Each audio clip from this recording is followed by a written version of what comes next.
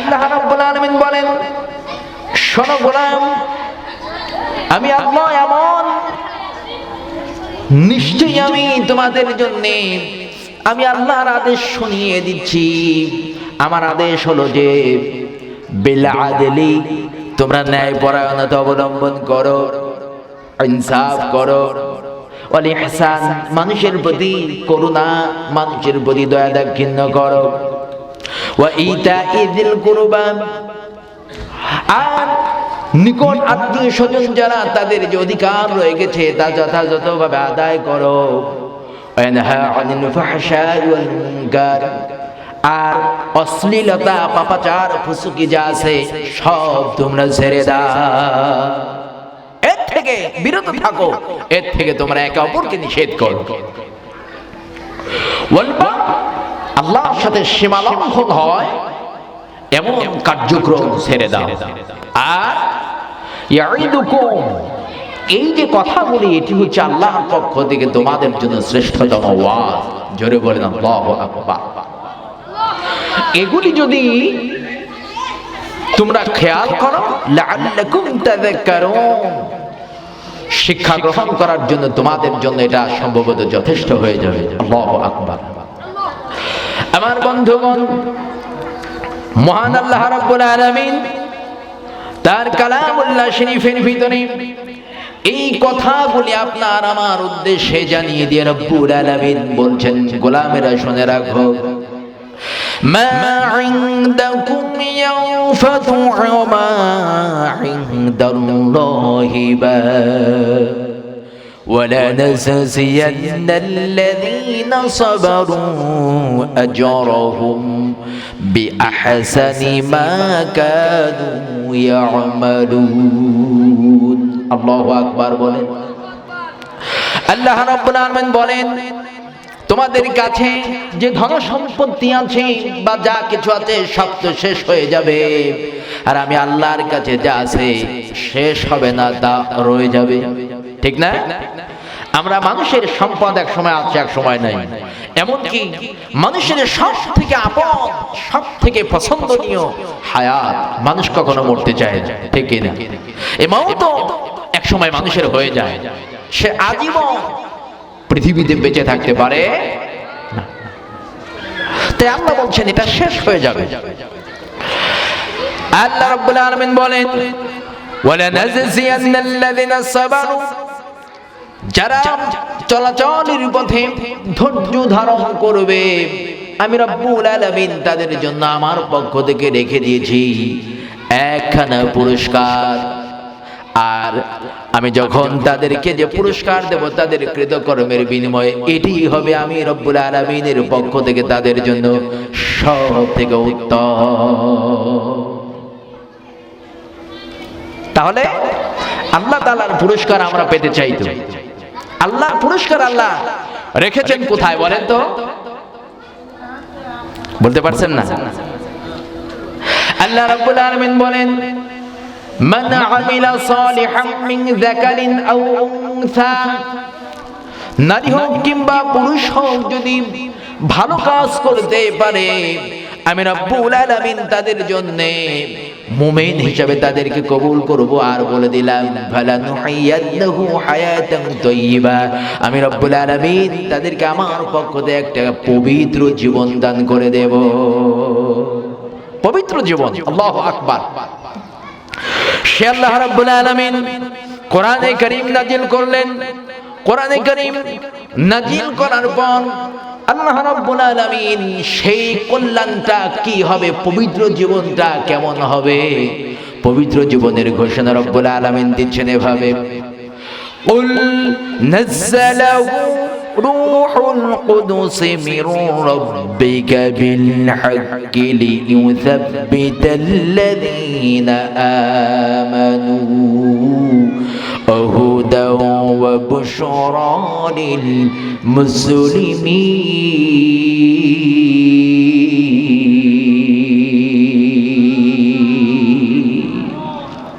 আল্লাহ রাব্বুল আলামিন জানায় দিচ্ছেন, হে নবী আপনি বলুন, কুল আপনি বলুন, নাযালাহু রূহুল কুদুস, রূহুল কুদুস বলা হয় জিবরাইল আলাইহিস সালামকে। কাকে বলেন তো একটু?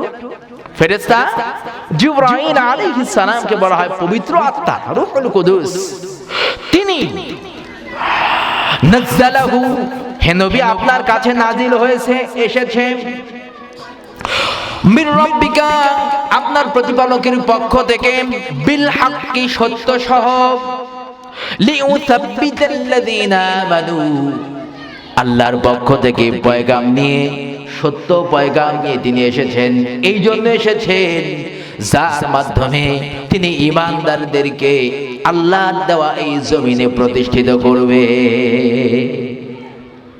এরা এখানে দৃঢ় হবে, মজবুত হবে, শক্তিশালী হবে। আল্লাহু আকবার। সুতরাং আল্লাহ রাব্বুল আলামিন তাদের জন্য রেখে দিয়েছেন হুদা, হিদায়াত, বুশরা লিল মুসলিমিন। আল্লাহর কাছে নিবেদিত যারা হয় মুসলিম, তাদের জন্য আল্লাহ পাক দিয়েছেন একটা সুসংবাদ। কোথায় দিয়েছেন? নাযালাহু, নবীর উপরে ফেরেশতার মাধ্যমে আল্লাহ যা নাজিল করেছেন, মানে কোরআন। কোরআনের মধ্যে আল্লাহ পাক মুসলিমদের জন্য সুসংবাদ, হিদায়াত, শান্তি, সব সুসংবাদ আল্লাহ দিয়েছেন। জোরে কথা আল্লাহু আকবার। আমার বন্ধুগণ, ছোট্ট একটা দৃষ্টান্ত আমি আপনাদেরকে দেব। নবীর একজন সাহাবী হযরত উসমান ইবনে মাজউন রাদিয়াল্লাহু তাআলা আনহু, তখন তিনি মুসলিম হন নাই, কিন্তু আল্লাহ নবীর সাথে তার দারুণ সখ্যতা, নবীকে খুব পছন্দ করেন। আল্লাহ নবী মুহাম্মদুর রাসূলুল্লাহ সাল্লাল্লাহু আলাইহি ওয়াসাল্লামের সাথে বসে দ্বীনের আলোচনা তিনি করেন, কিন্তু ঈমান আনয়ন করেন নাই। যেই দিন আল্লাহ রাব্বুল আলামিন ইন্নাল্লাহা ইয়া'মুরু বিল আদলি ওয়াল ইহসানি ওয়া ইতা'i যিল কুরবা ওয়া ইয়ানহা আনিল ফাহশাই ওয়াল মুনকারি ওয়াল বাগই, আয়াতে কারিমা নাযিল করলেন। এই আয়াতে কারিমা তেলাওয়াত উসমান ইবনে মাজউন রাদিয়াল্লাহু তাআলা আনহু তিনি শুনলেন। শোনার পর আল্লাহ নবীর চেহারার দিকে অবলোক নয়নে তাকিয়ে আছে। আল্লাহ নবীর চেহারার দিকে তাকিয়ে আছে আর মনে মনে চিন্তা করতেছে, এত সুন্দর যার চেহারা, আর সেই সুন্দর চেহারাধারী ব্যক্তির উপরে নাজিল হয়েছে এত সুন্দর কথা। আমার মনের একটা বাসনা, আমার মনের একটা চিন্তা, চাওয়া, কল্পনা, এত সুন্দর চেহারার মানুষ আর এত সুন্দর কালামের অধিকারী মানুষের উপরে নাজিলকৃত বিষয়, যেটা এটা আল্লাহর বাণী ছাড়া কিছু হতে পারে না। যার উপরে এটি নাজিল হয়েছে তিনি সত্য নবী ছাড়া আর কিচ্ছু হতে পারে না। তিনি দেরি করলেন না, নবীজির হাতে হাত রেখে ইসলাম কবুল করে বাড়িতে গেলেন। লোকজন তিরস্কার করতে লাগলেন, লোকজন তিরস্কার করতে লাগলেন। আমার বন্ধুগণ, ছোট্ট একটা বিষয় আপনারা চিন্তা করুন। নবীর যুগের মানুষেরা নবীজির মুখে কোরআনে কারীমের তেলাওয়াত শুনেছেন। নবীর যুগের মানুষগুলি নবীজির মুখে কোরআনে কারীমের তেলাওয়াত শুনে তারা আল্লাহর দ্বীনের প্রতি দীক্ষা লাভ করেছে। তারা ইসলামের দিকে ধাবমান হয়েছে, আল্লাহ তাআলার প্রতি তারা রুজু হয়ে গেছে। আর বর্তমানে আমরা যদি দেখি, মুসলমানদের অবস্থা হলো এই যে তাফসীরুল কোরআন মাহফিলে আমরা কোরআন হাদিস দিয়ে যদি মুসলমানদেরকে আহ্বান করি, মাহফিল ফাঁকা, কিন্তু গানের আড্ডা, ওই যে মেলা যেখানে বেচা কেনা দেখেন ওটা ভরা। ঠিক না? মিলে যাচ্ছে কিনা? আবার আর এক শ্রেণীর লোক আছে, আমাদের স্নেহাস্পদ যুবক ভাইয়েরা, দেখেন অনেকেই এখন মোবাইল নিয়ে খেলাধুলায় ব্যস্ত আছে না? এই যে একটা কন্ডিশন চলছে, মুসলমানেরা তাদের জন্য সব থেকে বড় আইডল যেটি, অনুসরণীয়, অনুকরণীয় বিষয় যেটি এখানে নাই, আসল জায়গা ছেড়ে নকল জায়গা নিয়ে ব্যস্ত। ঠিক কিনা? মোবাইল আসিল কি দোলা লাগিল, পড়াশোনায় মন বসে না। ঠিক কিনা? বলবো বলবো আপনারা আমার সাথে একটু শরীক হন সবাই মিলে। মোবাইল আসিল কি দোলা রাত 12টার পরে, বন্ধু যখন ফোন করে দু চোখেতে ঘুম আসে না, রাত জাগিয়া ফোনে সেট করিয়া, রাত জাগিয়া ফোনে সেট করিয়া, ফজরের নামাজে ঘুম ভাঙ্গে না।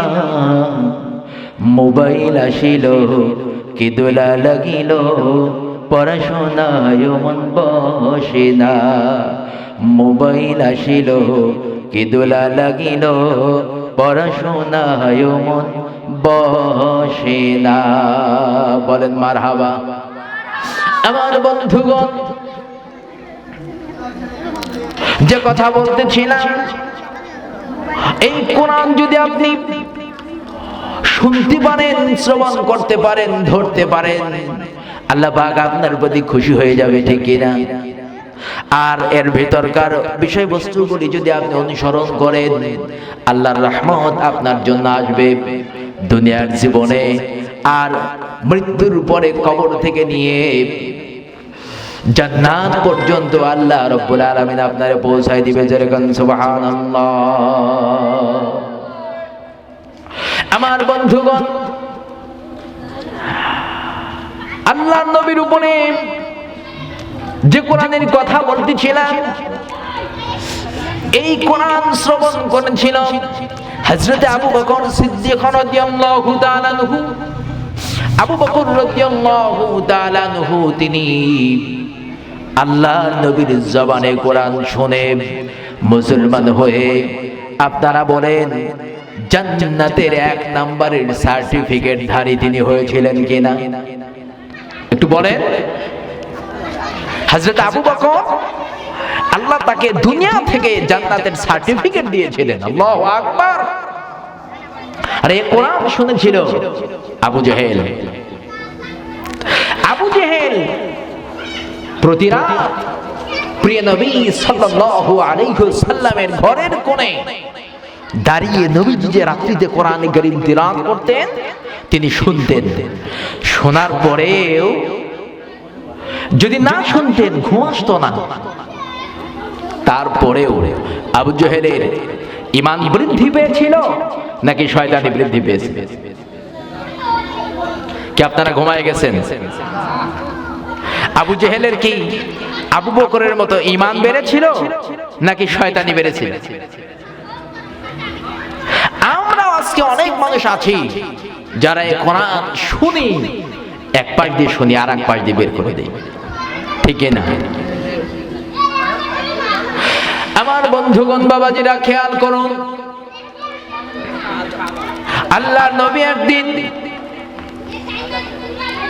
হযরত আবু বকর সিদ্দিক রাদিয়াল্লাহু তাআলা আনহুকে সাথে করে নিয়ে আবু জেহেলের বাড়িতে আল্লাহর নাযিলকৃত কোরআন থেকে 114টি সূরার ভিতর থেকে 2টা সূরা তেলাওয়াত করে শোনানোর জন্য, আবু জেহেলকে শোনানোর জন্য আল্লাহর নবী কোরআনের দাওয়াত নিয়ে যখন আবু জেহেলের বাড়িতে গেলেন, হযরত আবু বকর সঙ্গে রয়ে গেছেন।